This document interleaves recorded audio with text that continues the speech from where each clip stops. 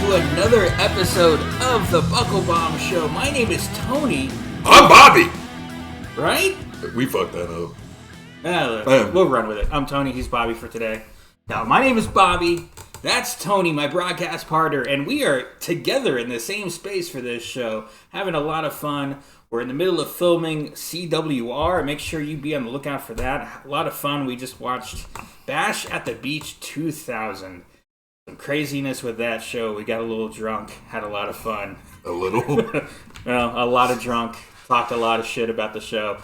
And pointed out some things that we actually liked about the show. It was a good time. I can't wait to get that edited together and show you guys. Another piece of business I want to talk about here right up front.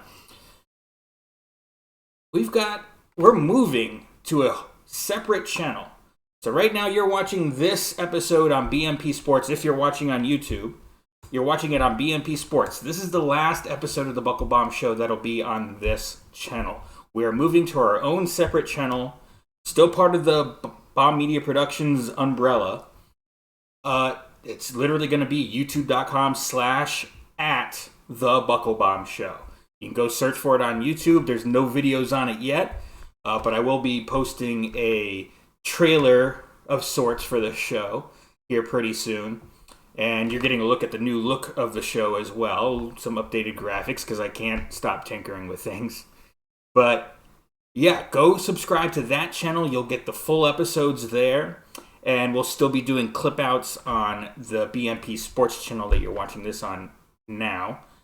Also, I think that's all the stuff we got to talk about ourselves with. Excelsior. If you are listening to us, by the way, on your favorite podcast app, nothing's going to change. You're still going to find us exactly where you're finding us right now. But consider checking out our YouTube video versions. Go to youtube.com/@thebucklebombshow and youtube.com/bombmediaproductions will take you to BMP Sports. All right. We're going to go ahead and jump right into our first topic. We're going to talk about AEW Revolution on Sunday. We're going to run through the card and give our preview. And first, we're going to talk about the first match up, Chris Jericho versus Ricky Starks. Ricky Starks, obviously, he had the big world title match with MJF not too long ago. He got pushed into a little bit of the main event scene. Now he's here with Chris Jericho. Of course, there are some anti-AEW people and anti-Chris Jericho people who say once Chris Jericho gets his hands on a rising star, they tend to get killed. I'm not sure I agree with that, though. Apparently you didn't watch the Face of the Revolution ladder match. But what do you think of this match? Are you excited for it? And who do you think is going to win? So, sadly enough, we've found out through the history of the Buckle Bomb Show that I'm a little bit of the AEW mark of the group. It started out that way, yeah. Started out that way. It's my ties to my love of independent pro wrestling. I mean, for God's sake, I refuse to wear the OC stuff. We're still good brothers in my household, all right? So, with that being said, this is one of very little matches I'm excited for the Revolution pay-per-view. Just for the simple fact that going back to original 90s WCW, Chris Jericho still holds a very sentimental place in my heart. The man of 1,001 holds. And Ricky Starks, Jericho said it best, he's the Rock in training. He has that quality, he has that look, he has that persona, and when you let him go off on his own, he has the potential of all the greatness in the world. So I'm excited to see what these two can do together, because if you remember, The Rock and Chris Jericho had a series of great matches back in the day, and Ricky Starks, again, has all the potential in the world to live up to that hype of the next Rock that everyone's claiming he's going to be. I mean, being the next Rock, that's one heck of a mountain to climb and get to. Just speaking within the business and setting aside all the things Rock has done within pop culture as a whole, I can see it. He's got that charisma. He's got a look that's great. You know, if he's going to become that big, can he do that in AEW? He might have to jump ship at some point, but because let's face it, WWE has the global audience that AEW doesn't have just yet. For now. Unless the Khan family, ponies up $9 billion.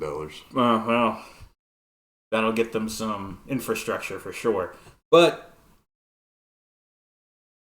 in this match, it's hard to say. It depends on where they're going with the story. If this is going to be a series of matches, which we know AEW tends not to do, I think Chris Jericho wins this match. And I think they've lightened up on some of that. We will do some return matches here and there. But if it's just one and done, I really hope Ricky Starks comes out on top. So let me swerve you for a bit. All right. Ricky Starks goes over. Mm-hmm. But not clean. The Action Andrade's feud still isn't over yet. Interesting. I can see Andrade somehow causing Jericho this match. Do you think Andrade could make a return to AEW TV? Well, he was on TV on Thursday. Was he? I completely missed that. He took 2 horrible spots back to back off a ladder. Looked like he died. Oh, jeez. Horrible landings. Rough shit to watch. Not good. Yeah, I didn't get to watch all of Dynamite. All right. We'll go ahead and move on to the next match for the AEW Women's World Championship. We've got Jamie Hayter defending it against the heel Saraya and against Ruby Soho. Interesting match here with a 3-way for the women's title. Love to see Ruby Soho in the title picture. Saraya, of course, the huge star and the big heel right now with the turn that they've made. What do you think of this match and where do you see it going? So this match is very conflicting for me. This is, again, one of the matches I'm not really excited for on the card. Just simply due to the fact that I hate this whole Toni Storm Saraya. All of a sudden, their heels out of nowhere. Just a flip of the dime. Yeah. So bizarre. This is one of the many booking decisions that Tony Khan has come across lately that I absolutely hate and I cannot stand. Yeah, it confused me too. I feel like I blinked and suddenly they were heels and I got whiplash. I'm like, what the hell just happened? And then all of a sudden you just turn Jamie Hayter face. And then Britt Baker becomes a face along with Jamie Hayter, which if you haven't noticed on TV, that's kind of screwed over Rebel with being with them because she was a heater for the heel persona. And in a weird way, you could argue that Britt Baker was always kind of a face, like a MJF of sorts, where she's the bad guy. You don't want her to come out top. That kind of, despicable hero, what the Bullet Club has had for many, many years in Japan. So that dynamic between both Jamie Hayter and Saraya, I love them for different reasons besides the weird heel face switch bullshit. And I think this match would have been perfect as just between those two. Still, Ruby Soho in the women's division does nothing for me. I don't find her to be that great of a wrestler. I don't understand the hype. And I understand that I am in the minority on this 100%. So do I see Ruby Soho winning? No.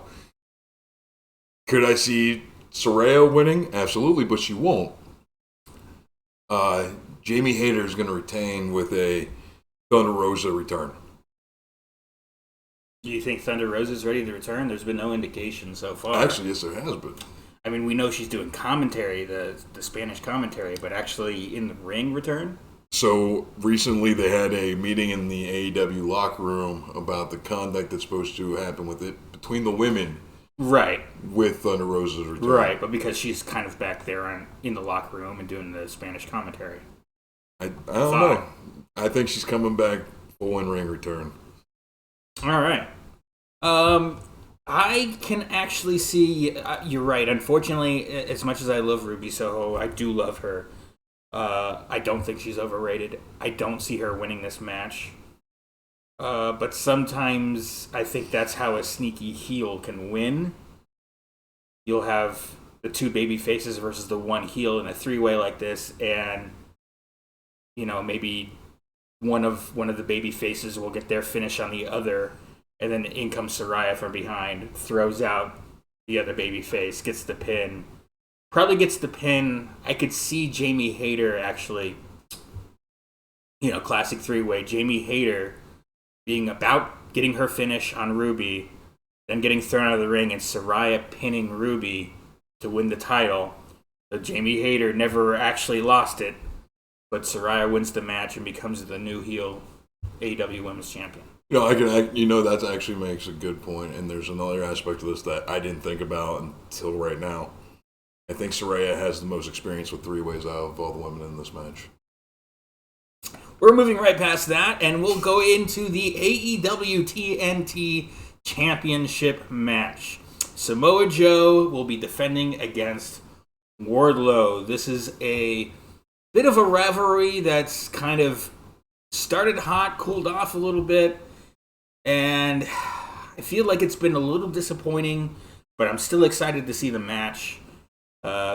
Who do you think's going to go over here? You think Samoa Joe holds on, or does Wardlow win the TNT Championship back? So this is the weird part for me with AEW booking. This is one of the matches I'm very excited for on this card. But AEW is the master of the swerve, right? They want you to believe one thing. For example, Samoa Joe cut off Wardlow's hair, an ultimate sign of disrespect. So it would only make sense for Wardlow to come back, get his revenge, and win. However, AEW has this amazing habit of making you believe something's going to go one way and last second swerve you, and Joe will retain.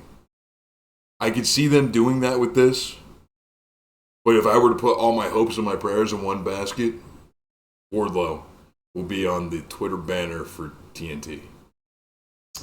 I think so. I think Wardlow ends up going over the dastardly heel Samoa Joe.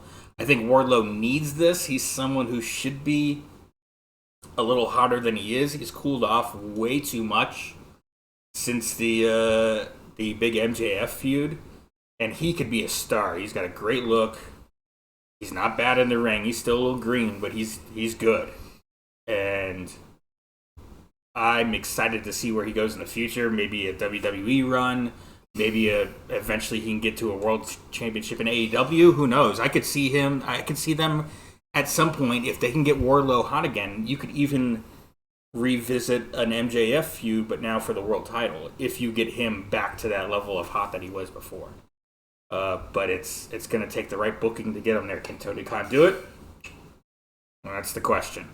All right, now we get a Texas death match. Jon Moxley versus Hangman Adam Page. This is an interesting match. I love this. I love the two of them together. I'm excited to see it.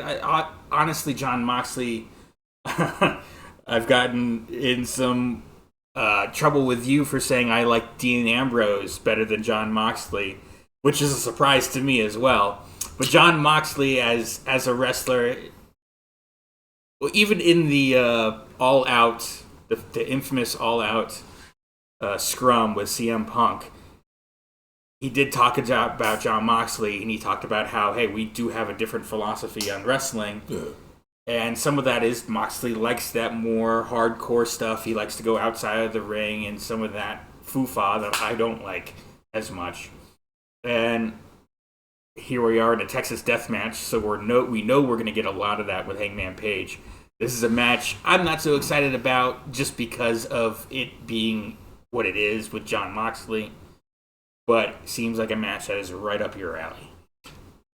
To quote Eddie Kingston, who was just recently on Talk is Jericho, I remember my friend put on ECW one day, and I saw people bleeding. I saw half-naked women. And don't forget, I was 14 at the time, so if the wind blew the right way, I was ready to roll. But this is what brought me back to my love of professional wrestling. And with that, Mr. Kingston, I have to say I agree with you. Now, can you argue that Jon Moxley's color on television is a little over the top at times? Abso-freaking-lutely. John wasn't even there this week and somehow managed to have color on television this week. The guy's a master at what he does, and what he's master of is blading. Let's face it. He's going to end up with a forehead like the old classic wrestlers. We all know Dusty and Abdullah and all of them. New Jack. Yeah. And I did just see, it was CM Punk trending on Twitter. Uh-huh. And it was literally just people sharing the old video of the promo between Punk and Moxley, where Punk goes, "Hey, I'd fight you right now, but I wouldn't take you that much to bleed. I don't want to get dirty here, so because I'm afraid you're going to bleed all over me." So, but, the irony with that is, and not to go too far off topic, but some of my most iconic moments with CM Punk from Ring of Honor and from AEW involve CM Punk getting color. Sure. The infamous dog collar match, the battles he had in Ring of Honor against like Nigel McGuinness. So, but he didn't do it every time he was out there, and I think we're getting Jon Moxley does it a little too much. Whereas, those were the moments, some of the best moments with CM Punk, but it's not like he was doing it every week or even every month. It was a blow off to a big feud. This was the moment. It was the right moment to do it, and now you get the color. Red equals green. There you go. Whereas I think in this situation, when you start doing it too much, and then it just becomes almost expected. Yeah. And it doesn't actually add any value to the story or to the match. So here's where it throws me off with that, because I feel like a lot of people forget Jon Moxley's background. Jon Moxley was not this foo-foo guy that came from ROH or anything like that. Actually, Chris Van Vliet just re-aired an insight that he did with Nick Gage. And Nick Gage opened up candidly about being on the inside when he went to prison and seeing Dean Ambrose on television because his whole block watched Raw. Right. And he goes, "Hey, I know that guy, that's Mox." So if you're getting praise from a deathmatch god like Nick Gage, you don't come from the Hart family dungeon. Mm-hmm. Jon Moxley literally had one of the best promos about the 2005 NFC East after a Jack Daniels death match. And yes, that's it's exactly how it sounds. Like every 5 minutes in the match, they had to do a shot at Jack Daniels, him and his opponent. Oh, goodness. It was crazy. So, to me, Jon Moxley bleeding, yes, on TV sometimes it's too much. But in a Texas death match, which is right up Moxley's alley, Hangman's going over.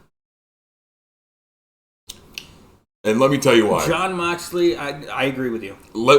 Everyone says, "Oh, Jon Moxley deserves a break," and then all of a sudden Renee Paquette ends up as a backstage interviewer for AEW. So everyone's like, "Oh, that vacation's not happening anytime soon. We're done with all that." Even though Jon Moxley deserves some time off, he's not going to get it now that Renee's in the mix, right? But I say nay. I say they have plenty of other amazing backstage interviewers where Renee Paquette will not be missed one bit. And if you do, you can hear her on the sessions 2 times a week. And with that, I say we're going to see Moxley go away for a little bit. Maybe Hangman gets his concussion revenge angle going. Maybe. We'll see. Obviously, yes, with Moxley's upbringing, this is what he knows. This is what he's learned, how he's learned wrestling. He didn't come up the Ring of Honor way. He came up, the ECW, the CZW, the CZW, yeah. That route. And when he was in WWE, obviously, when I make the joke almost that I like Dean Ambrose better than I like Jon Moxley, it's because he still has those good wrestling instincts. He still knows what he's doing in the ring, but he likes to add all that stuff. In the WWE, he was sort of handcuffed with that. And so those wrestling instincts had to manifest in other ways. And I think he was really good in WWE. Obviously, WWE wasn't really good for him. Fair enough. And bungled him a lot, even though he ended up being a world champion. So, but yeah, I agree with you. Hangman Page goes over here. Even if Jon Moxley isn't going away for a while, he was such a huge part of last year and had such a huge spot and has such respect from everybody, and including the crowd and everything that happened after All Out. and he was the one that sort of carried the company for a while. And even if he's not leaving and going on that vacation, that much deserved vacation, I think this is a good spot to put Hangman Page, someone who hasn't had the WWE rub, someone who, he's been world champion, but it was almost that run maybe wasn't as good as it should have been, and it happened a little too late. And this is a good way to put someone over and give them maybe another push back up into the main event scene. Yeah, I agree with that. So before we move on, let me just ask you a just random question. Let's say Moxley gets that vacation. What does a Jon Moxley vacation look like? Like, is he going to be on the beach in, like, tropical swim trunks with a Virgin Mai Tai? Because I just can't picture that. A little umbrella. Little umbrella drinks. I mean, he probably whatever Renee wants to do. Oh, absolutely. Which, I mean, who can blame him? Yeah. But, yeah. All right, we'll go ahead and move on to the next match. We'll talk about the AEW Trios Championship will be on the line. The Elite will be defending against House of Black. You know, I am not excited for this match at all. What say you? I love both the teams in this match. Mm-hmm. I am not excited for this match. They bungled the hype for this match so much because we had no clue that it was going to be the Elite versus the House of Black until, what was it, Rampage last week? When they came to make an entrance and the House of Black jumped them. Which, by the way, great image. Probably maybe one of the greatest wrestling. It's going to go in my book as one of the greatest images in wrestling history of the Elite laid out in the House of Black in the shadows wearing those dope-ass masks they have holding the Trios titles. Beautiful. But that would have been great. I don't know if it wasn't 2 weeks before the goddamn pay-per-view when they haven't hyped this match up one bit. You know, we talked last week about the hype for WrestleMania and how maybe some things are too late because we're like 6 weeks out. Mm-hmm. And I said nay to that as well. You can do a lot in 6 weeks, but what you cannot do a lot in is 2 weeks. Especially when you only have the 4 pay-per-views a year and you're a little old school. You can build up to, now you have your special dynamites and stuff like that, but you can really take your time with the story, and if you knew this is where you were going. That said, you know, the Elite, and there's hours and hours of Buckle Bomb footage out there of me talking about the Elite, the pros I think they have, and the cons, in my opinion. The Tony cons? And House of Black, like I love Malachi Black. I love what's his name? Rhea Ripley's Buddy Murphy. I want to say Buddy Murphy. I want to say Buddy Roberts. I'm like, no, that's old school. But and once you get to know Brody King more, you'll love him. And as well. Yeah, I haven't seen as much of Brody King as I'd like. I like his look. He's got a great look. Good size to that guy. I like them all individually. The House of Black I mean, first off, you're supposed to be this dark sort of, you know, you could say Judgment Day, this dark kind of faction, and those are always a little hard to get over. Even the Ministry had its struggles with The Undertaker, of all people. And this group, you've got someone named Buddy Murphy, of all people, as part of the House of Black, you know, maybe change his name. But I actually think, to be fair, I think they did change his name. I don't think it's Buddy Murphy. I'm just going off of WWE name. His name's something Murphy. I think it's still Buddy. I think it's Buddy. I think they changed the last name, maybe? Or is it just Murphy now? It's just Murphy now. You're Murphy right. Now? Yeah. Okay. Which, by the way, Murphy is still a horrible fucking name for a satanic group. Right. But those are kind of hard to get over anyway. Not saying it's impossible, but obviously you've had the false start sort of with Malachi Black going away for a bit. Mm-hmm. The Elite just won the championships back with that god-awful best of 7. The last 2 matches were good. I tapped out at that point. I don't think I even watched the last 2 matches. I should. I am hosting a wrestling show, but I just didn't. I didn't have the stamina. But yeah, I think the Elite win this. House of Black will put on a good showing, of course, but this will be a match I'll hate because there'll be a lot of high spots and not a lot of story, just all action. But yeah, I think the Elite continue and go on here, and I can only hope for, a CM FTR running. So make me interested. Conspiracy theory time before I tell you my pick. All right. You know why I think this match happened? Why? Because I believe at Revolution it was supposed to be CM FTR versus the Elite for the Trios title. You think at some point they had that and maybe Punk just wasn't ready with the injury? I think I will give Tony Khan this because I know I've been giving him a lot of shit lately.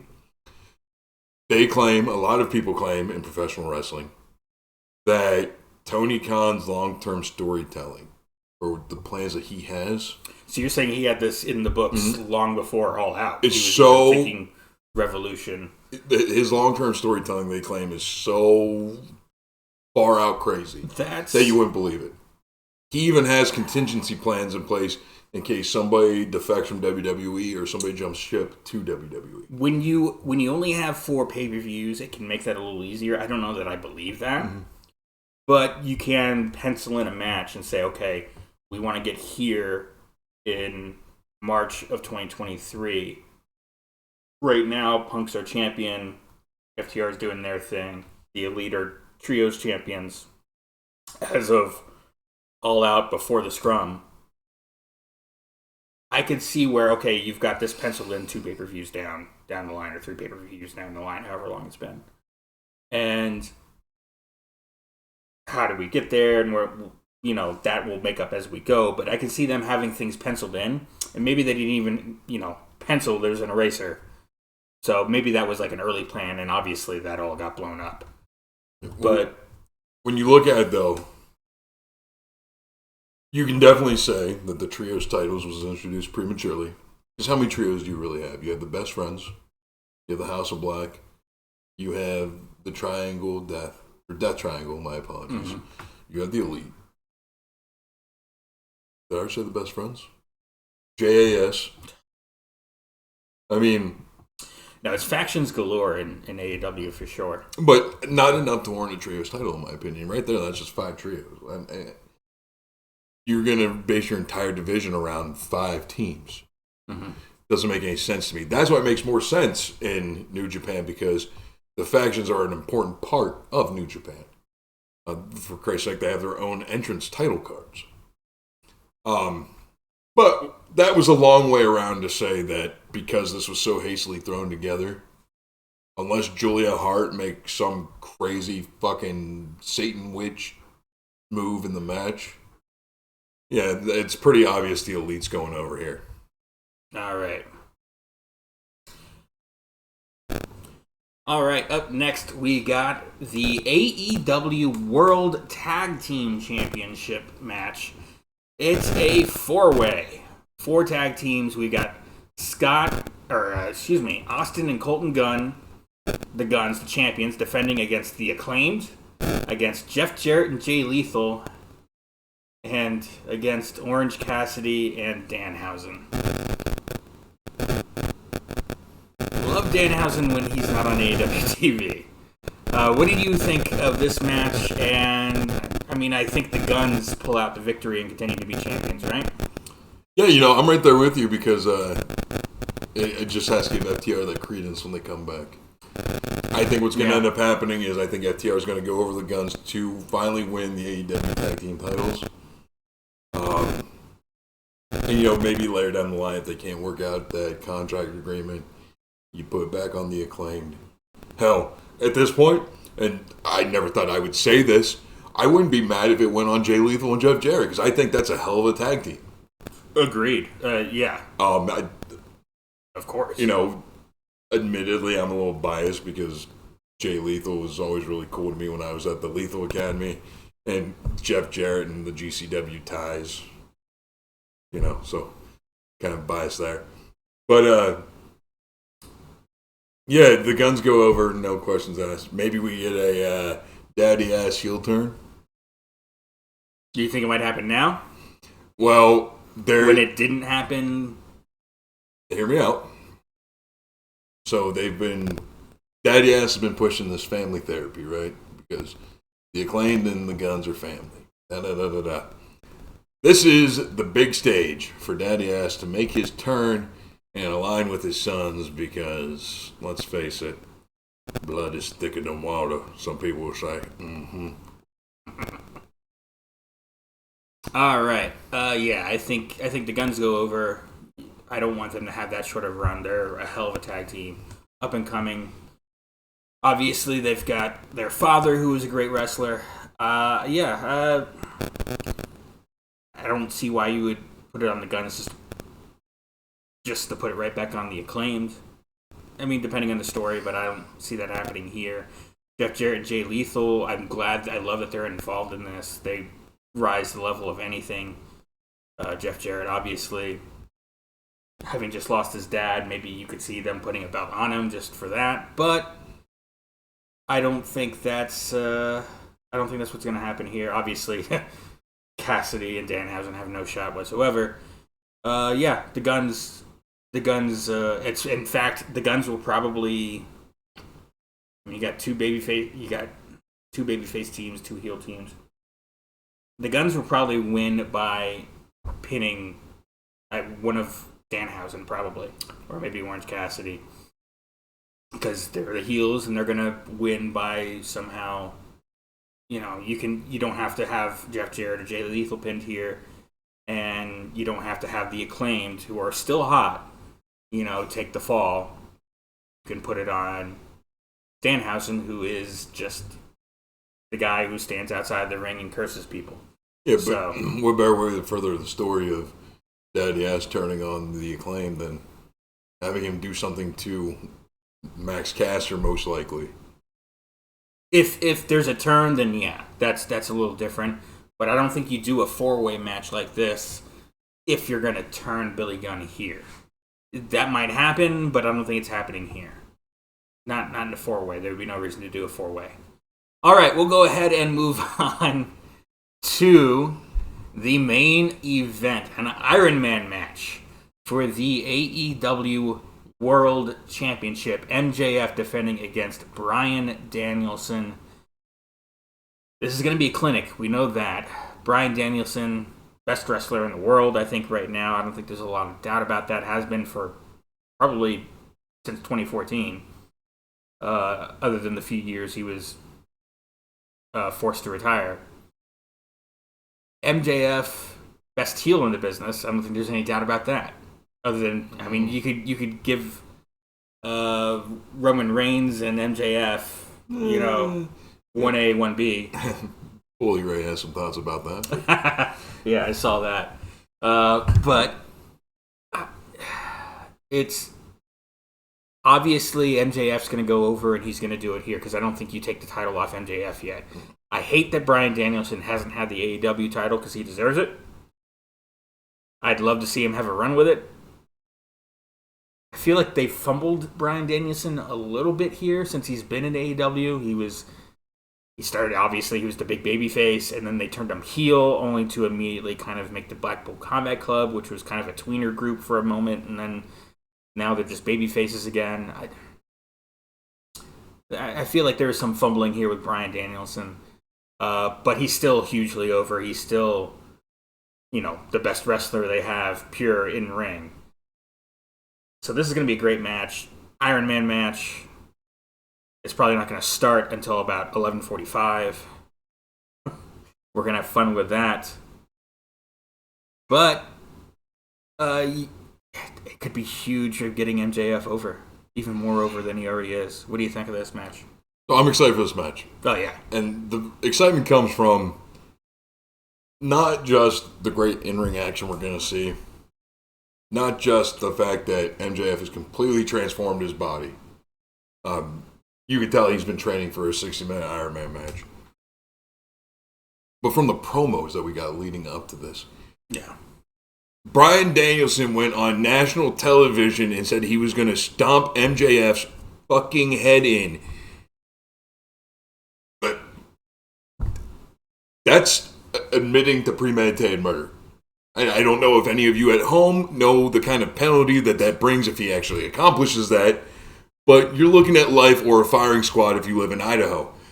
So, with that being said, it brought a revigoration to Bryan Danielson's character that I felt like it was much needed. I thought we were going to go somewhere epic with Blackpool Combat Club with Mox and Bryan after the William Regal thing. Of course, we all know Regal wanted to go back to be with his son in WWE, which was a great choice because his son's going to be a hell of a wrestler one day. Well, he is a hell of a wrestler now. He's going to be a hell of a name in WWE one day, I should say. But yeah, this revigorated Bryan Danielson's career. But of course, MJF's going to go over because there is no way in hell you finally have MJF reach the highest peak there is and not let him retain that title. This is the first match I think MJF had since becoming champion, though, where you go, ooh, maybe. As much as we all talked about Ricky Starks here in the first match we talked about, that wasn't a match where we went, maybe he could win. Or maybe Ricky could win, maybe MJF could lose. This is one where we're going, there's some doubt there. And it's partly because of the match they chose, which is obviously a match Bryan Danielson would love to do. It's an Iron Man match. It's a pure Ring of Honor type, hardcore wrestling match. It's not a lot of foo-foo. It's, hey, we're going for an hour. No, we're going to see a lot of color. And yeah, we'll get color in this match for sure. I'm going to guess, just looking back on it now, it's going to be 1, 2, 3, 4 or 5 matches on this card with color. If that's a bet on DraftKings, go ahead and book it now, kids. Make yourself some monies. All right. That was our AEW Revolution preview. And I'm excited for the show. Me and Tony were talking just before we hit record. Be on the lookout. We might be doing a live stream because it's on a Sunday. I'm off. We might just do it. We'll see. I think we will. So be on the lookout for that. Sunday, we'll probably start the live stream 7:30. Works for me. All right. 7:30. Be here. Be here on BMP Sports. We'll do it on BMP Sports. So right here on the very channel you're watching this on, be on the lookout for the live stream on Sunday. All right. We're going to go ahead and move on to our next topic here. And that is the WWE Women's Championship. We had a match on Raw between Lita and Becky. They challenged Io Sky and Dakota Kai for the women's tag team titles. Trish Stratus would come out and help Lita and Becky win this match. So the titles are no longer with Damage CTRL. Lita and Becky Lynch are your tag team championship holders with the help of a returning Trish Stratus, who we know from reports at some point was supposed to be on TV last week, but was sent home. They changed plans. She appeared this week. And what does this mean for Damage CTRL going into WrestleMania? Because we know Ronda Rousey and Shayna Baszler. Sorry. Forgot names again. Been a pattern here the last few weeks. Dementia, huh? That's a son of a bitch. Getting old. Shayna Baszler and Ronda Rousey, we know they, from backstage reports, they want to be the ones in that position at WrestleMania and then to go on a run with the titles afterwards, which would make sense. Lita's not going to stick around after WrestleMania. So, what does this mean, obviously, for WrestleMania? And would you look forward to a match between Ronda and Shayna versus Lita and Becky with Trish in their corner, apparently? Or maybe you get Trish Stratus versus Bayley? Except, again, what does this mean for Damage CTRL going into Mania? They dropped the ball with Damage CTRL, and I feel like we can comfortably say that now. Yeah. We were really hoping that was going to be the female version of the NWO when they first debuted at SummerSlam. And unfortunately, it has not had any glimmer of hope of being as such. I feel like they did okay with it until recently. Yeah, I even defended it a little bit when you said that couple of weeks ago. You said something similar. I'm like, no, they're still doing okay. I said it about a month after they debuted. Yeah. Yeah. But, man, it's just insane to believe that out of the three women in that ring, Becky Lynch is the third most attractive.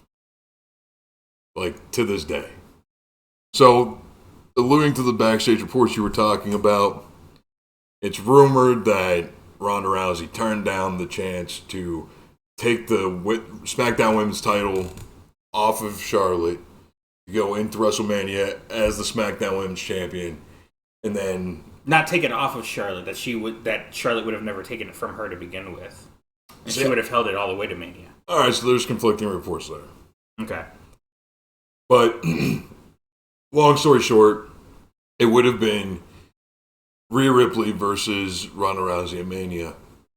And Ronda turned that idea down because she is dead set on becoming the women tag team champion with Shayna Baszler. I'm happy she chose that. Me too. I'm very happy because I feel like Charlotte versus Rhea is a way more entertaining match. Mm-hmm. On paper, it's a more history-driven match. If you don't know, Rhea Ripley looks how she looks today because producers backstage on NXT told her she looked too much like Charlotte Flair. Oh, wow. I didn't know that. Oh, yeah.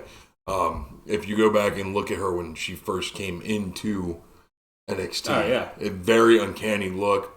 So they made her kind of switch it up a little bit. And, of course, it made her go into the form in which she is now. Speaking of Rhea Ripley, it's Buddy Matthews. Buddy Matthews. So Son of a bitch. Still Buddy. Yep. All right. But, yeah, we're going to... What this basically means is they're a placeholder tag team champions for now. They wanted a way...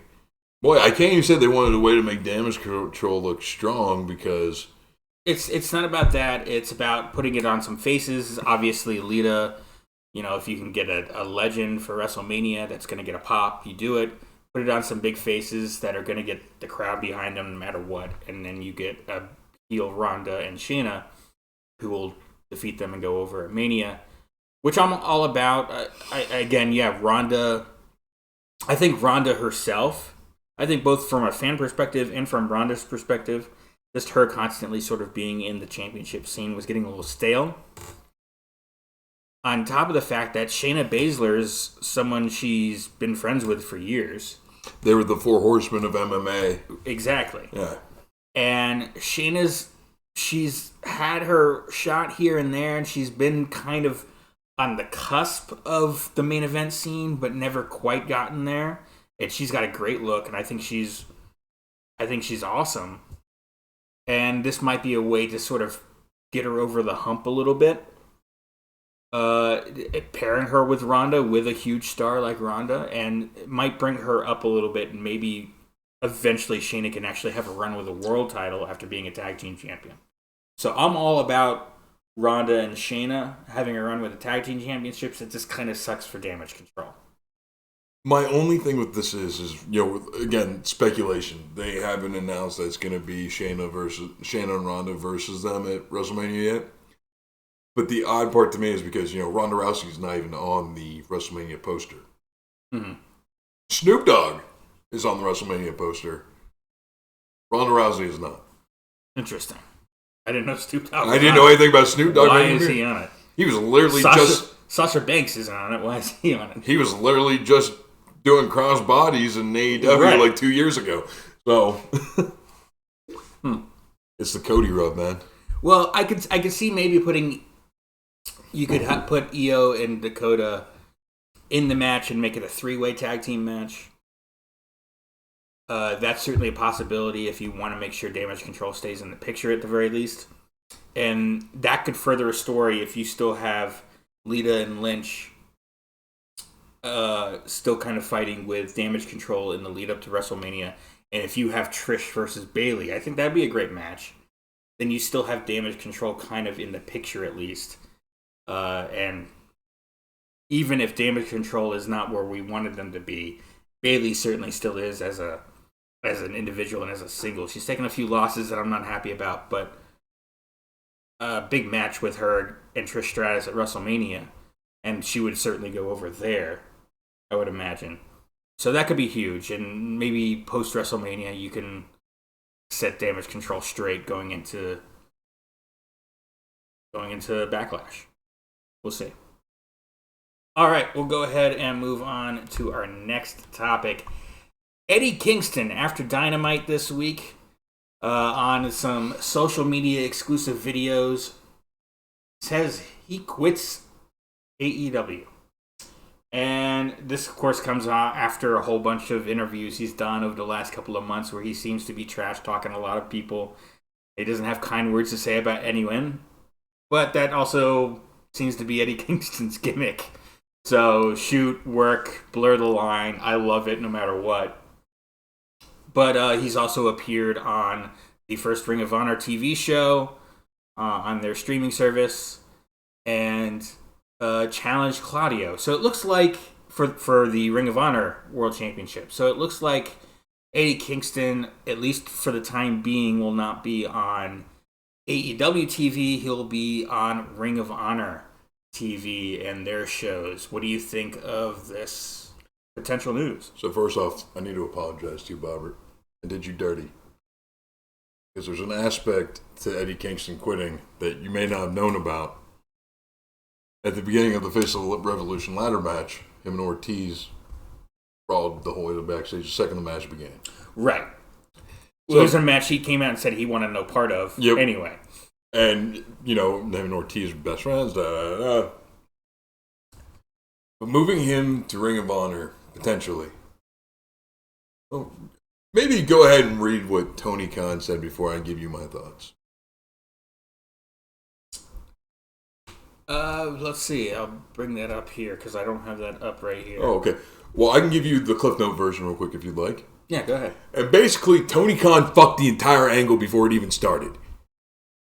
Because what he said is, it's unfortunate he's not on AEW anymore, but keep your eyes peeled to New Japan and Ring of Honor. So, admittedly, not quitting AEW. Still at a Tony Khan ran company. Still doing his work with New Japan that he's been doing, bridging the gap between AEW and New Japan. Almost as a AEW ambassador, I believe they were calling Eddie Kingston at one time. So Tony Khan got so fucking coked up yet again, he ruined his own goddamn angle. But here's Tony Khan's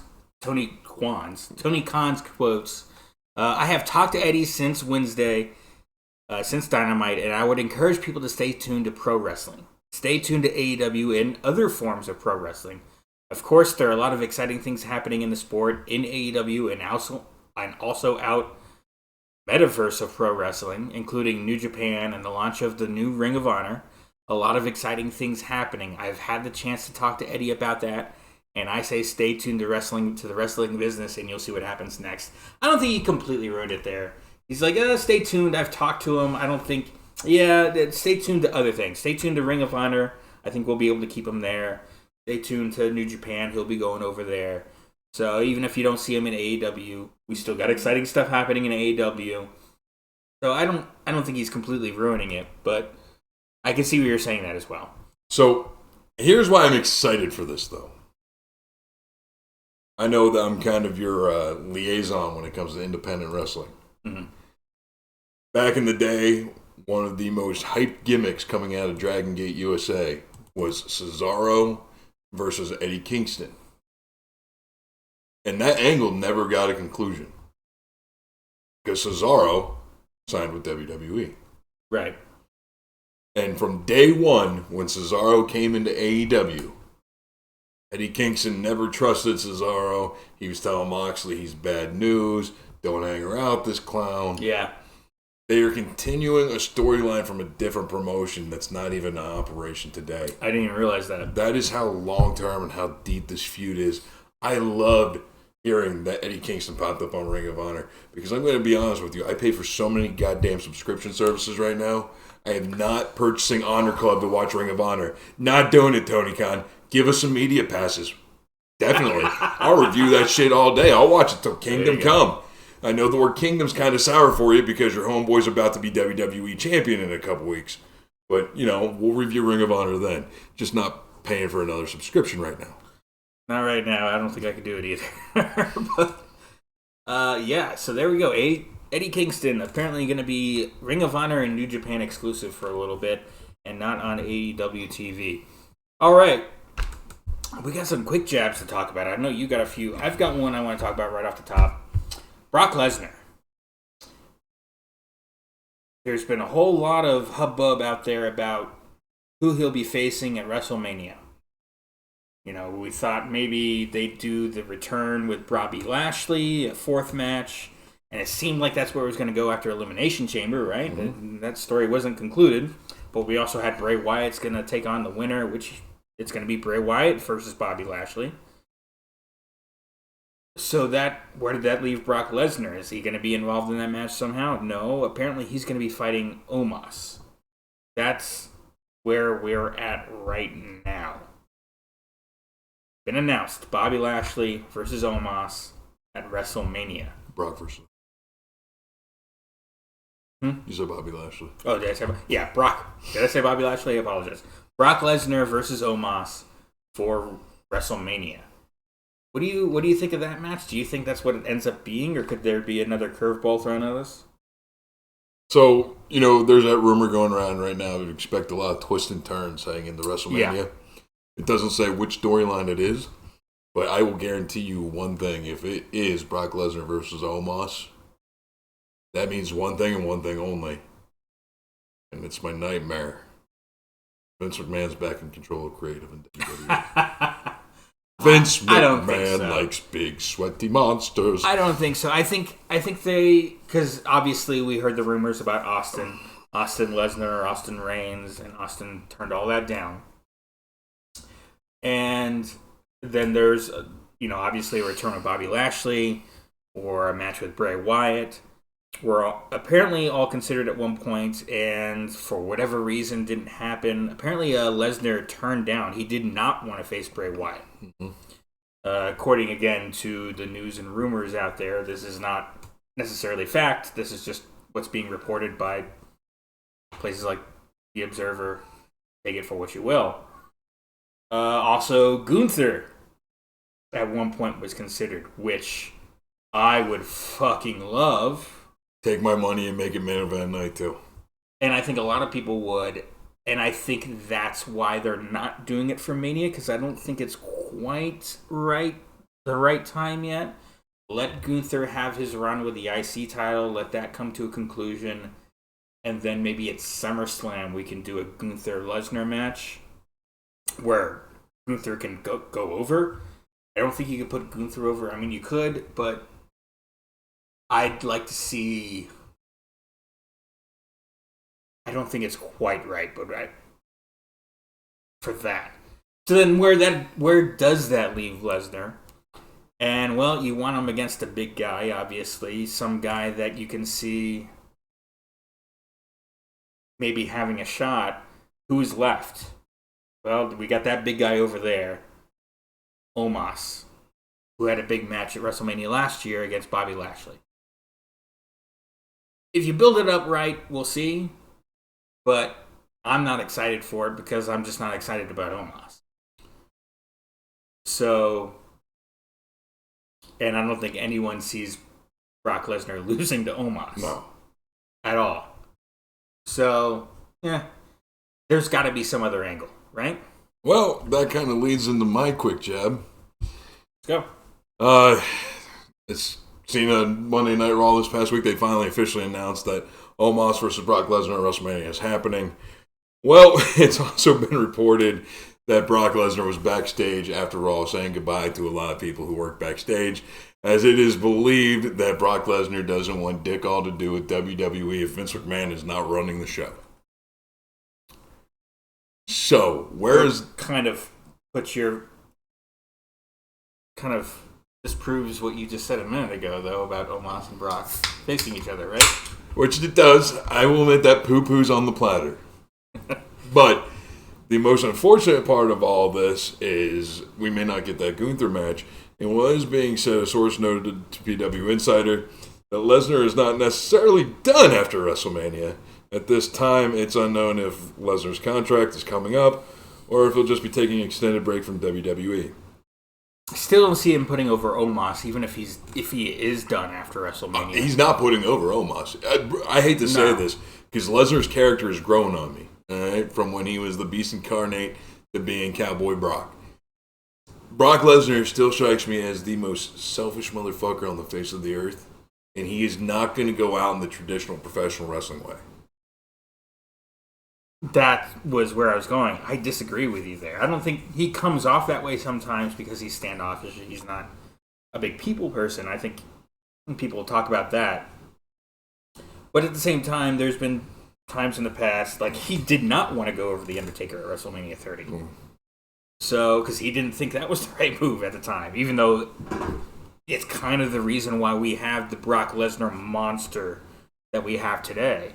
I don't think we'd have without that. It was that, and then that led into the SummerSlam John Cena match where he just squashed Cena. And to be fair, there was also the footage of the last Saudi show. He was backstage hyping up Logan Paul, giving him some pointers, hyping up Jake Paul, giving him some advice on striking. Right. So, all right, I'll fight it on that one. I could see them pushing off a Gunther match just because, hey, we'll do that at SummerSlam. And that's when Brock will, as Vince McMahon loves to say, give back to the business. Brock does love Vince a lot. We know that. We know there's an issue. During a Raw, they got him back, and they talked things out, and we're all good, at least for now, and this is probably why Brock's stepping away. But Vince is huge on giving back to the business when your time is right. That's what Undertaker did for Brock Lesnar. You know, especially if you listen to Vince McMahon talk about that. Yeah. So I could see where Brock would go, and hey, Triple H, hey, calling up a father-in-law. Give Brock a call. Tell him to come back for SummerSlam for one last match. Against Gunther. It's a match everyone wants to see. And you can give back a little bit to the business and put this guy over and make him the monster and give him that push into the world title scene. You know, honestly, out of everybody in that locker room right now, I can actually see Lesnar being okay with Gunther being the person to put him out, because there's never been a singles match between Brock and Gunther. Gunther has the right size. He's believable as somebody that could actually beat Lesnar in real life. Agreed. So, yeah, no, I can absolutely see that. That moment in the Royal Rumble, they teased it, and it got some people started standing up in the crowd. No, I know people. And it got people like, oh, it got a pop. People went batshit at Cameron's. Yeah. So, I think that's a match we could do. All right, what's your next one? Okay, the next one.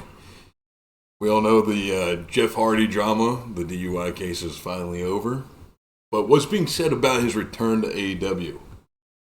And the cold hard truth is, nobody fucking knows what's going on with Jeff Hardy. Tony Khan has made zero plans to bring Hardy back because he hasn't completed his rehab and the courses that AEW imposed on Jeff Hardy when he got arrested. So this week on the Being Matt Hardy, or the Extreme Life of Matt Hardy podcast, Matt Hardy actually went in more depth about what's going on with Jeff. And the truth is, Matt doesn't even know what the hell's going on with Jeff. But I can believe that. Matt had one plea to his brother that if he comes back, for the love of God, quit taking the bumps. He also said that the purpose of him creating the Brother Nero character in Impact when he was Broken Matt Hardy was explicitly to prevent Jeff Hardy from doing any more suicide dives. Yeah. Because if you remember the Brother Nero character, the Willow character, he was very kind of grounded, almost like a zombie-ish kind of character. And that's literally what Matt credits to saving Jeff's end of Impact career and getting him back into WWE's good graces. And meanwhile, he comes back to AEW, dances to the ring while his brother's getting beat up, and then has a match that will go down in infamy in the early Buckle Bomb show, because you and I fought over this match, the Darby Allin match on Dynamite. And obviously the one big spot was on... Whoop. Something you were doing, or maybe it was this. Zoomed in here. Hold on. Let me fix it. Alright. We're back. Some ghosts in the system. I don't know. Ghost in the machine. But me and Tony had a huge fight over Darby Allin and Jeff Hardy match. Obviously, that was Darby Allin taking the big bump that really got me heated in that I thought was unnecessary. But it was still like, okay, we got the extreme guy versus the extreme guy here, and he started. This is Jeff Hardy. This is the Jeff Hardy of old, and he started taking the big bumps again in AEW. Even though he started taking, and it was even a thing that was talked about and reported in the trades and in the dirt sheets about the way he does the Swanton now. He more lands directly on them rather than just kind of hitting them with the back of his neck and landing flat on his back right onto the mat. That was to try and protect him. We got that story. But, yeah, man. When you're a daredevil like that, I can see it being hard to give that up. And we know he's an addict, so that's probably just another addiction. All right. So with that being said, I gotta point out the fucking painful irony in all of this. Jeff Hardy comes to AEW to see a 60-some-year-old Sting blowing up his spot. And if you remember Victory Road 2010... yeah. Jesus Christ. Maybe that's a CWR for another time for all the unfortunate reasons. Oh, God. I've seen that. I've seen the end of that so much. I don't even know what the rest of the pay-per-view is. But, it was... But, all right. You have another one? All right. I would like to point out that this is hilarious because the advertisement on this article makes the article sponsored by Magpul.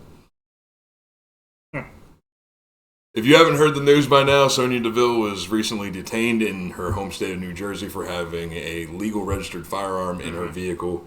Unfortunately, just in the state of New Jersey, firearms are not legal.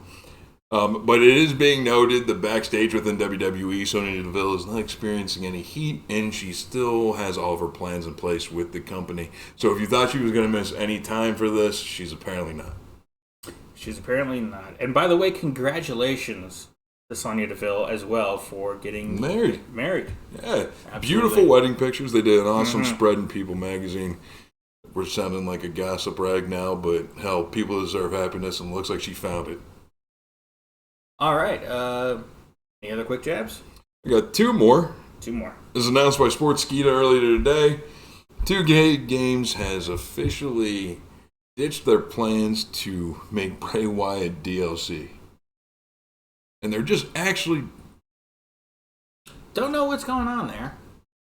But go ahead and continue talking. We're rave mode over here. 2K Games has officially ended their plans to make Bray Wyatt DLC, and they're just actually putting him in the original version of the game, which if you're a video game fan like myself, you will agree DLC is highway robbery, and the person who invented it should get chlamydia so bad it rots their brain. So that's exciting news, as Bray Wyatt hasn't been a playable character in a WWE 2K game since the critically panned 2K20, where he was a DLC character in that as well. Which, of course, 2K20 came out in 2020, so it's been 3 years. 2019. Because that time they were doing it towards the end of the year in November. Yeah, you're right. And final news, Cocaine Tony's back at it again, teasing more major announcements for 2023. Bobby, if you had to put your hopes and your prayers into one basket in this world, what would you hope Tony Khan's major announcements are? Well, as announcements go, I would hope for an extension for FTR, because I think their best work has been in, as much as I'd like to see them on the bigger stage of WWE, I think WWE is just not a tag team wrestling place, even under Triple H. There's been no change in that, I don't think. Certainly, if WWE wanted to change that, then FTR might be the team you could build around to do that. But I have no faith in WWE doing that. I would like to see FTR stay in AEW and continue to wrestle in New Japan and to do the house show circuit, circuit, that AEW is starting up. I think they'd love that. They love going out to wrestle. They're on this break and they've been talking for the last month about, man, I miss wrestling. So, and talking about, hey, if they say come back early, we'll come back early. So, I'd love to see an extension with them. Obviously, I'd love it because I'm a mark for CM Punk. I'll admit that. I'd love to see him come back. I don't think that'll be an announcement. I think that'll just be a surprise. He's going to show up one night if it happens. Beyond that, obviously, I think one of the ones we know we're already getting pretty much is going to be a Forbidden Door 2. And I just like to see more of that, more cooperation among all the wrestling companies. Obviously, WWE's not going to do that as all that much. They'll have their occasional, Shinsuke, you can go over to Noah and do your thing with for the retirement match for Muta.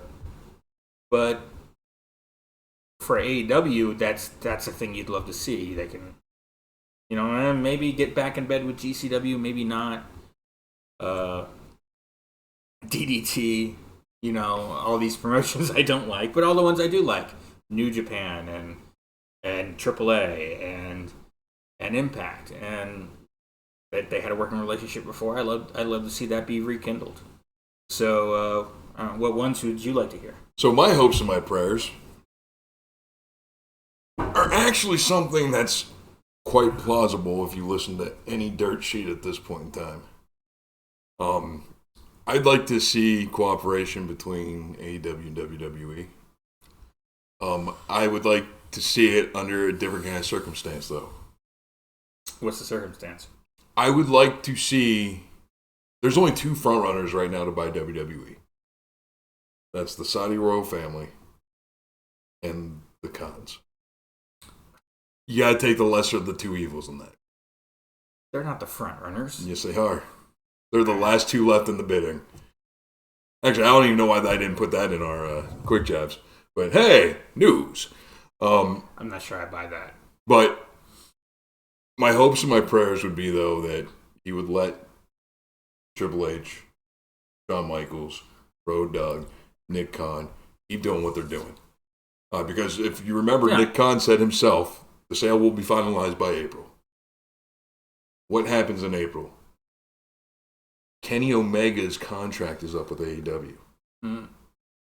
You want to really put that fucking swerve on things? Have Kenny Omega show up on Monday Night Raw. Don't announce anything. Don't go public with the AEW purchase of WWE. Just have Kenny Omega show up on Raw. That news is going to break no matter what because there are public filings involved. True. So, but it would be. You'd have to. Oh God, I wish we lived in the 90s again. But could you imagine the pop of Kenny Omega just showing up on Monday Night Raw? Nobody knows what the hell's going on. And then the news comes out. Mm-hmm. But my hopes and my prayers would be for FTR to remain with the company. Forbidden Door 2. If the sale of WWE is finalized, I would want to see a proper World Cup of Wrestling. Be nice. That'd be real nice.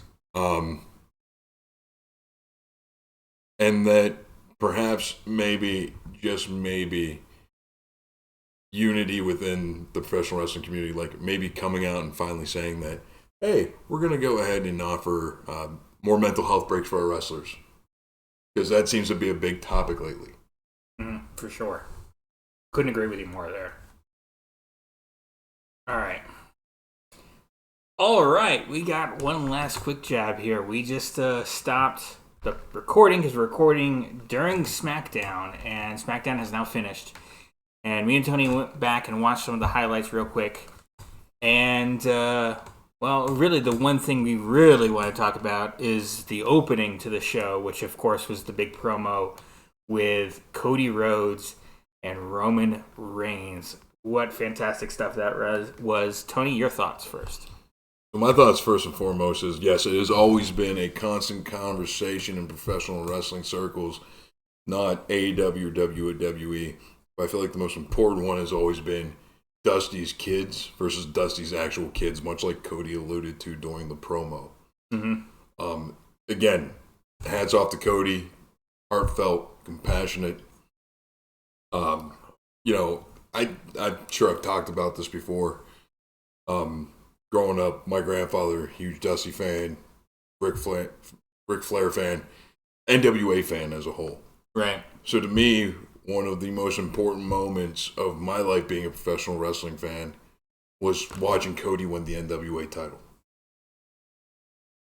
In my opinion, that promo that Cody just cut against Roman Reigns made it feel like winning the WWE Championship is far more important than the NWA title could ever be. In that moment, yeah, because it meant it means that now Cody, one of the kids, has finally achieved something that Dusty did achieve, even though he never achieved it in WWE, but he was one of the biggest stars of all time.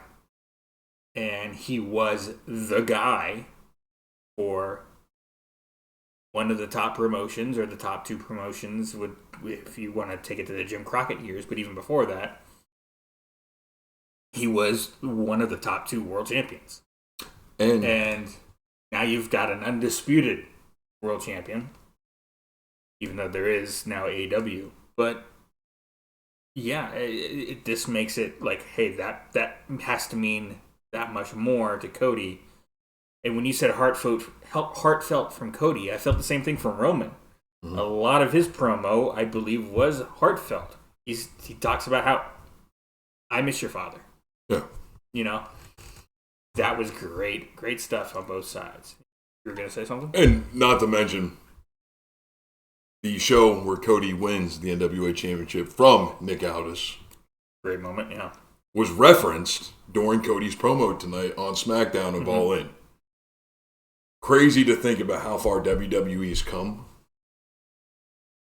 to where it was, let's say, a year ago, where they wouldn't have touched anything AEW with a stick without some sort of weird repercussion. We could talk about the electric chair segment, the short-lived electric chair segment. But the reality is Vince would have never let something fly that was scripted to be something like that. And it was just... It's beautiful, the story they're telling. It's even more beautiful when you realize the overall ramification. The main event of WrestleMania, one of Dusty's kids versus one of Dusty's actual kids. And we're finally going to get the second conclusion on who is the better performer of the two. So let me sidestep the actual promo itself. Obviously, there was the moment within there where Cody talked about all the stuff. You know, he set the bar, and I've always raised the bar. And you set the bar at, hey, your little indie show is never going to attract 10,000 fans, which was a Meltzer reference. And an All-In reference. He surpassed that bar. Him and his friends were never going to attract.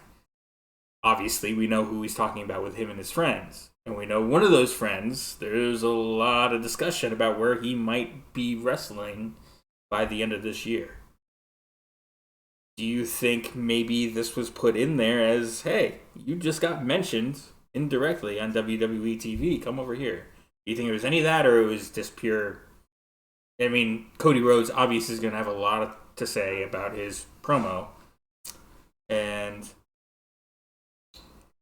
do you think there was any sort of ulterior motive? Let me put it this way. Was there any sort of ulterior motive, or do you think it was just pure story and, hey, if it helps get him, great? But I could see it being a subliminal kind of deal. Mm-hmm.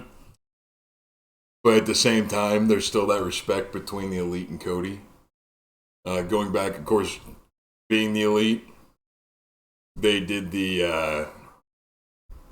I forget which wrestler it was where they threw out the nameplate. I don't think it was CM Punk. A part of me wants to say it was CM Punk. But the Elite threw away CM Punk's nameplate. But they tease it because Cody Rhodes' nameplate was on top. Mm-hmm. So this is trash, and they kind of alluded to like Cody Rhodes being there. And took them off from underneath it and threw it away. Actually, I don't think it was CM Punk, because this was when CM Punk was still in the company. Regardless, the mutual respect is still there between the Elite and Cody Rhodes. They've talked about it privately in podcasts and things of that nature. Let's put a pin in that right there, because I think this is a good... There was a Cody Rhodes interview on some podcast or wherever, and where he talked about the differences in building up AEW. The differences between him and the Bucks and the Elite as far as what they like from wrestling, what they want from wrestling, and the type of wrestling. And he was like, I'm old school. I'm Jim Crockett Promotions, and they're West Coast. They're Pro Wrestling Guerrilla. And I think, to a certain degree, that fits the differences between you and me and the kind of wrestling you and I like to consume. Very much, yes. Do you think... Let's stick with the Elite for a minute. Do you think there's... I believe that's true, and I think you agree. Do you believe that... I think it's obvious FTR would be like a Crockett Promotions rather than a PWG. Very much.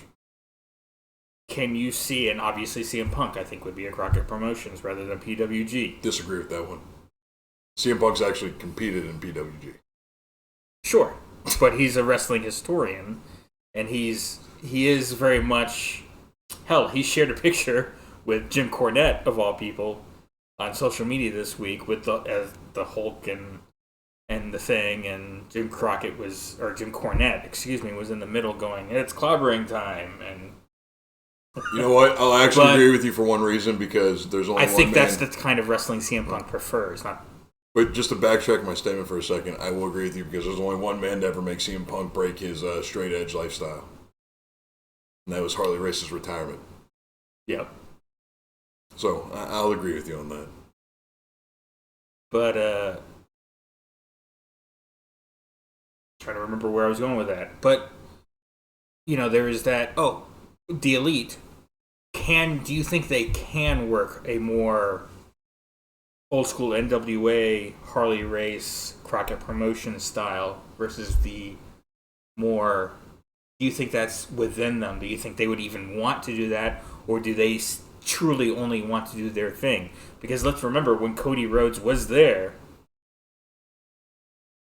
it was... You had, like, the Rhodes... You had the Codyverse, right? And it was, like, almost his style of wrestling, and they did that. And then the Elite had their style of wrestling, and they did that. And there wasn't a whole lot of crossover. And... Yeah, by the end of Cody's run there was less and less and less. I mean, we're talking like prior to that, because when Cody was in Impact, when Cody was in Ring of Honor, when Cody was in New Japan, Cody still wrestled the same style. Oh, no. That's what he wants. But I'm saying... though, with that being said, like when he would tag team with the Bucks, when there was the feud between Kenny Omega and Cody, and the Bucks were torn, it almost broke the Young Bucks apart. Mm-hmm. Cody never strayed, and there were times where you got to see Cody tag with people like the Young Bucks, and they came up with some very innovative trios maneuvers that merged the two together. So I think it's very possible that the Elite wouldn't have to change their style one bit to still get over in the Crockett era. I can agree to a certain degree where, if you have an FTR and the Bucks, and there's already been a couple of those matches, and we can imagine now them being even better if we ever get to another one, where the Bucks are still going to get their high spots in and the things they want to do, but where FTR is going to be going, oh wait, rather than just having a high spot and then a lot of setup to the next high spot, we can have a high spot and then sort of tell a story to set up the next high spot, rather than just high spot and then a bunch of stuff just to get you to the next high spot. And I think that's where the blending of the modern pro wrestling guerrilla style and the old school style can really come together to create perhaps the next big style in wrestling. Yeah. And I think that's where we need to go, is because old school, the you're not going to get a Harley Race Dory Funk match anymore. That's just, as a main event for a world title match, that's just not going to happen. I think you're getting kind of close to that with Roman Reigns, just in the way he's very methodical as a heel. But for the most part, up and down the card, you want a lot of action. Yeah. You want those high spots. And we know how, the modern generations, their attention span is not as large as it used to be. I mean, there's so many different distractions now. I can look at my phone rather than looking at the TV and all this stuff. So you need those high spots. So I can see where that style has become more popular, because it's just crazy move after crazy move after crazy move. But if you're able to put it into a better, more old school pro wrestling context, I think that can be the style that pushes pro wrestling into the future. Well, here's the reason why I'm sitting here scrolling on my phone. Apologies to those at home. No. I wanted to pull up for you real quick the Crockett Cup 2022 brackets. You realize that you had people like VSK and Mike Knox tag teaming for the Crockett Cup. You had people like the Briscoe brothers taking on the Now. Hale Collins and Vic DeLuche could be considered in that PWG style against the Briscoe brothers, who would be very much so the Crockett Promotions. Okay. You had people like Dango and JTG being a tag team through the Crockett Cup. The reason why I said this, or why I had to look that up to bring that to your attention, is because I very much so believe that despite its two different worlds, something we were saying in our last segment about our hopes and our dreams for AEW in the future, it's further proof that this stuff is very plausible to work together. Yes. People at one point in time in life were like, you put chocolate in my peanut butter, you put peanut butter in my chocolate, and Reese Cups are the best goddamn food candy on the face of the planet, and you can fight me on that. Point being is, I think the Elite would work well in WWE. I think Hangman, in particular, would work extremely well.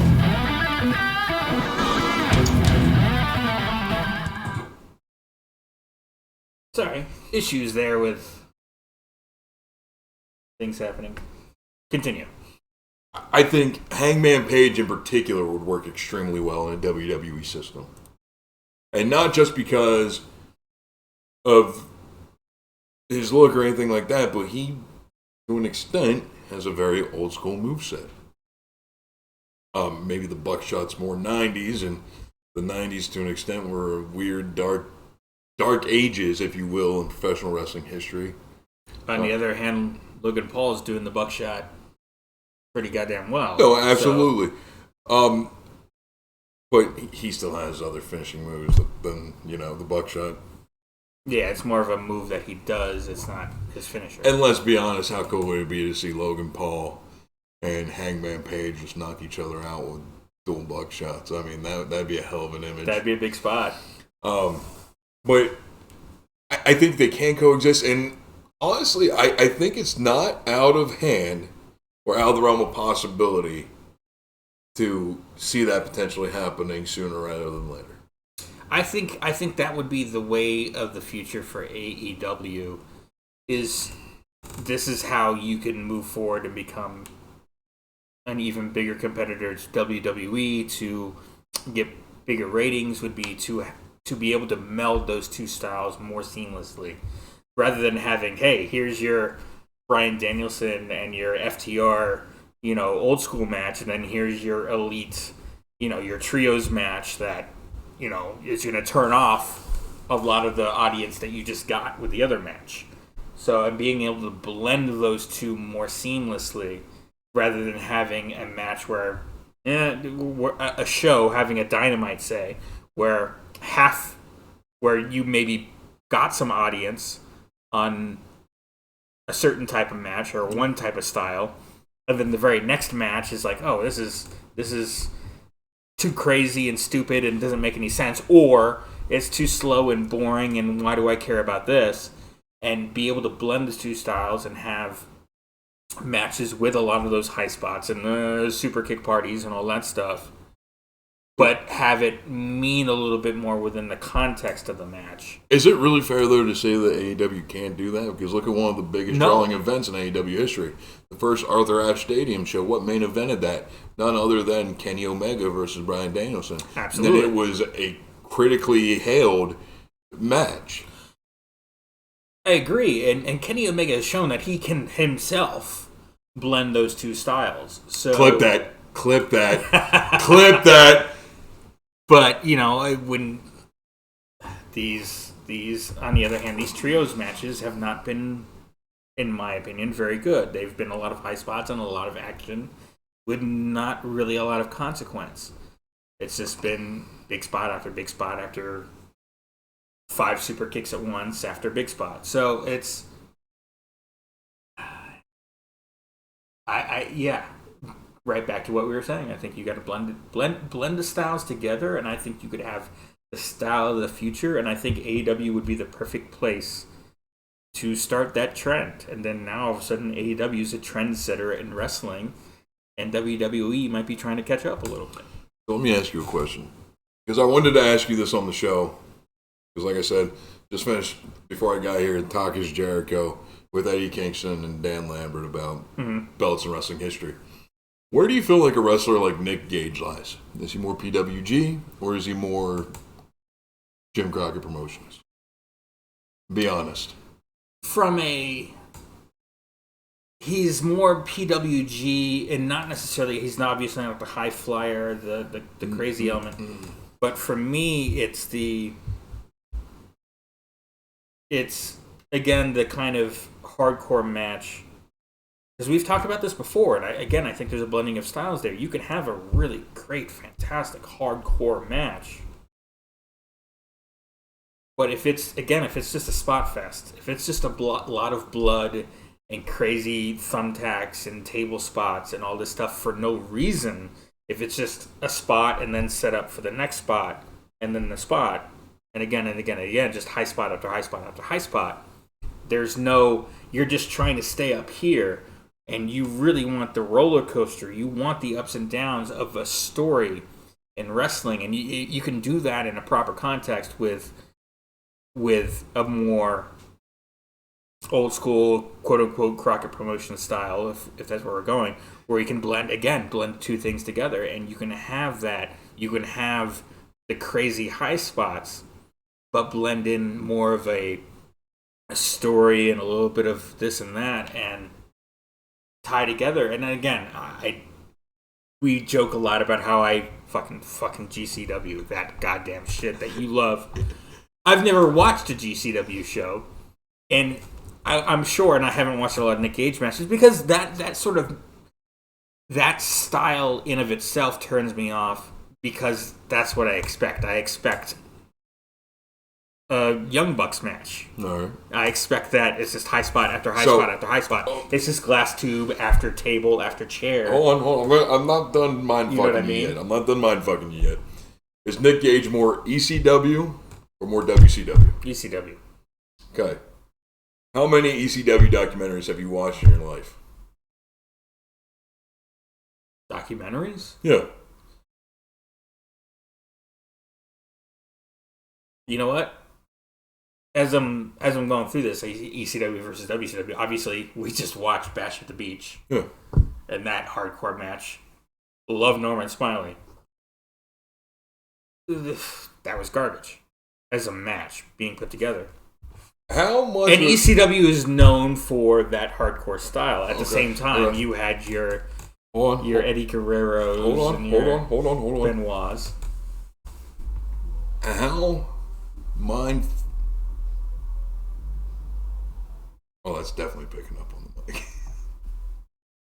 All right, keep going. How mind-fucked would you be if I told you Paul Heyman took the ultra-violence of ECW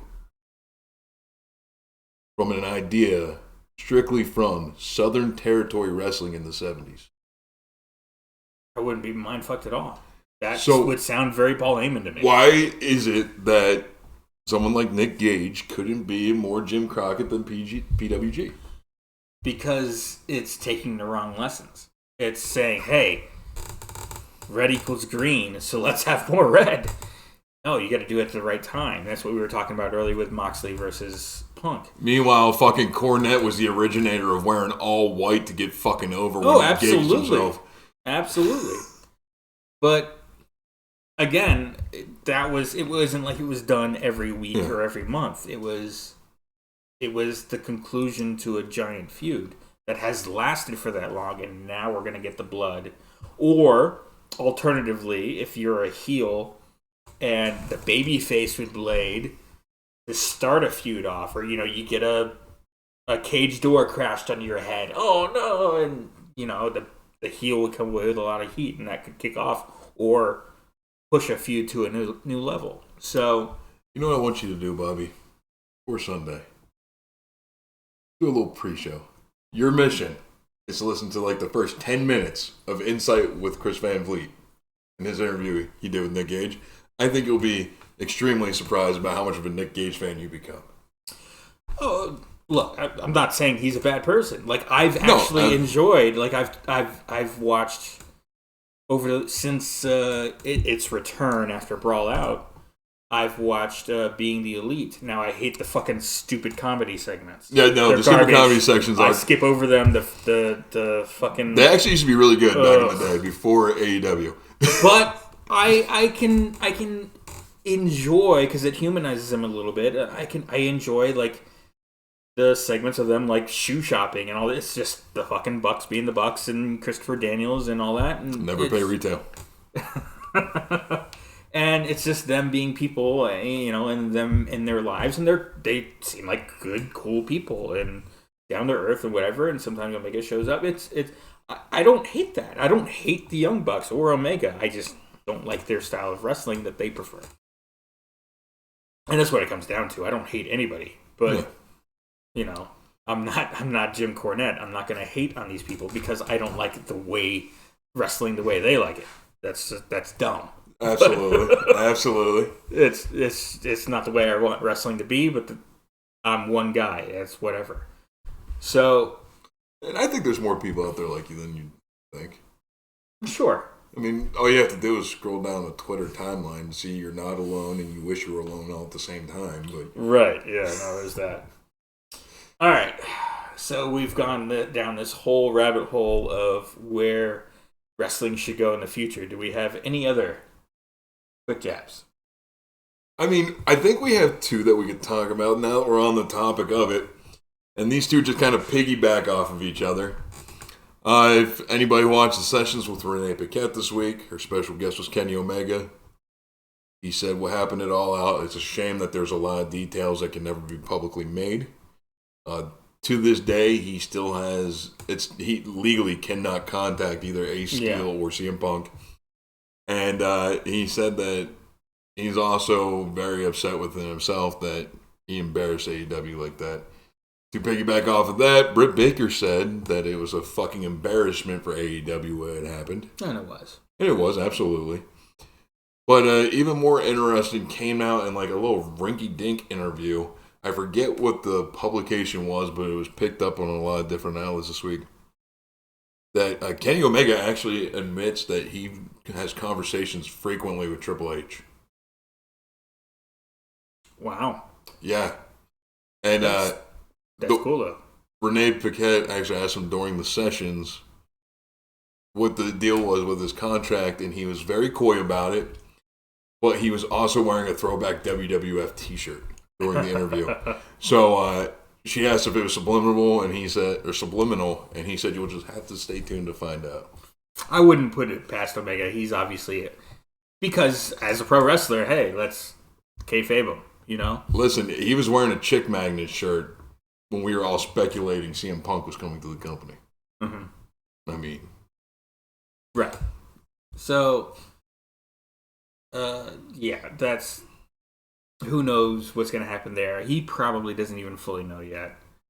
I'm sure he's like, hey, I'd love to make a run in that company. He's not getting any younger. So, we'll see. As far as the comments from both him and Britt about All Out, I don't think anyone disagrees. No. Obviously, Kenny can't go into detail. Britt was a little more interesting just because she seemed to be, even though she didn't mention his name specifically, and that was almost a thing. Oh, yeah. It was... she was like very much, that was an embarrassment. You shouldn't, specifically, when you're in a press conference like that at a scrum, you should be more about the company. And again, I don't think anyone really disagrees. No. Obviously, that made a little bit more news and headlines because obviously Britt Baker was someone CM Punk was a fan of and made it very clear he was a fan of. He was actually the reason why MJF was removed from the pillars of AEW and replaced with Britt Baker. Right, in that famous promo. So literally, in Punk's first promo, the first person he mentioned in AEW was Britt Baker. So, in his big return on Rampage. So, that made it a little more interesting. But again, I don't think she's saying anything anyone disagrees with. Probably even Punk himself, to a certain degree. Yeah. So... Do you think it's better for the future of wrestling that it's going down this way where we will never actually know the truth?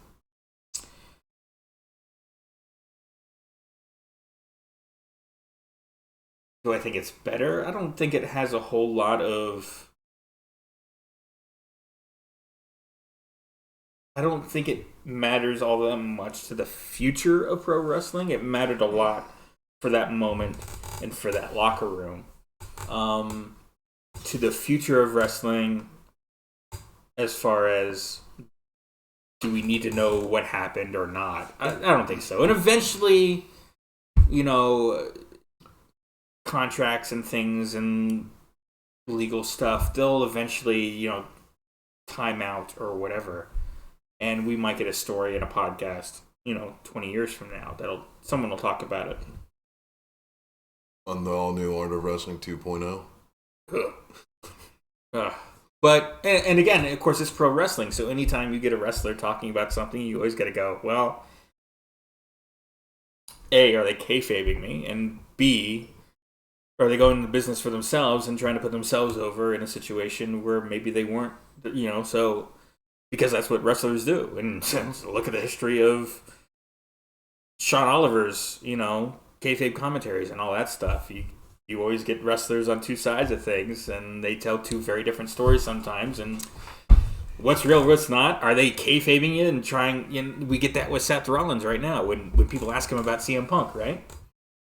And I'm not saying he was lying about that stuff, but hey, if CM Punk may come back to the company, who do you think he's going to be paired with first? Seth Rollins. So that's a natural thing there. Hey, let me talk some shit. If nothing ever comes of it, okay. It gets my name in the news because CM Punk is always trending. And if CM Punk eventually does come back to WWE, now we've got a natural rivalry here. Because we've got this history in the wrestling media. So I'm not saying Rollins was kayfabing, but, it was at least a part of it, right? So I personally think it is better for wrestling future, and here's why. Because we will never actually know the outcome, for now, of what really happened that night. No. But the wrestlers are all nipping it in the bud the best way possible by all agreeing on the same thing, that it is absolutely embarrassing. Yeah. Agreed. Which is why I was just trying to look up something else, and the first name of the fictional character escaped me. You said Sean Oliver, and this was the first this clip I watched ever. Uh-oh. Young Rock. Oh, Frost. Yeah, I know his last name's Frost. But forgive my cat screaming from the other room. They'll quiet down in a minute. Go ahead. It boils down to, though, what we were just talking about of, backstage things that maybe should never come to light unless you can actually say the complete story. Mm-hmm. Because now there's just always speculation. We know this Frost character was never on the WWF roster. The sleeveless Canadian tuxedo is very reminiscent of what one Michael Hickenbottom was wearing at the time. Mm-hmm. Ghost in the Machine again. Yeah, it just keeps going. But it's things like that that also perpetuate the factor of maybe there are some things that are just better left unsaid in the long run. And that's the point I was trying to make. Wow, Jack, he's really crying. You were going to town, homeboy. He's like, I have been in here too long, and Jesus, going crazy. I don't know why it's doing it. It zooms in and out. But, alright. Any other topics? No, that's about it for my end. How about you? Got anything? I think I'm good here. We're going to go out with Jack crying here in the background, desperately wanting attention. But that'll do it for this episode of the Buckle Bomb Show. Remember, this is the last episode that will be on this channel, on BMP Sports. Next week, the full episode will be dropping on youtube.com/@The Buckle Bomb Show. It's its own separate channel. Just search for The Buckle Bomb Show on YouTube. Find the channel by itself. Full episodes will be dropping on that channel. Clip outs will still be dropping here on BMP Sports. So make sure you check out that and go subscribe over there for the full episodes. If you're listening again on the podcast, nothing's changing. You don't have to worry about anything. You can continue to listen and find us exactly where you are right now. But consider subscribing to the video. Tony? Well, if you are watching on the podcast outlets, go ahead and rate us for the love of God so we can get some subscribers and we can actually get paid to do this. That'd be nice. Hit the like button, subscribe, do all that fun stuff. And, 5-star! Try watching for a little bit. That's another one. But hey, Tony? Bobby? Seeing you in person. Doing this like this? What are we doing now? This is so weird. We just fucking touched. What the shit? Oh man, what a fun show we just had.